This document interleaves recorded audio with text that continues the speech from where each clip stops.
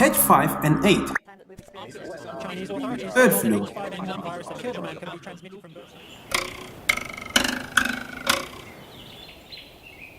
Highly infectious virus that affects the respiratory system in birds and sometimes humans. The spread from person to person appears to be unusual. The virus does not infect humans easily. However, once it does, mortality rate is about 60%.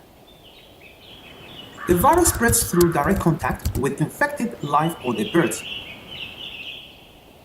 There is no available vaccine for H5N8. The virus progresses quickly and will require immediate attention. The initial symptoms are fever, vomiting, diarrhea, and cough.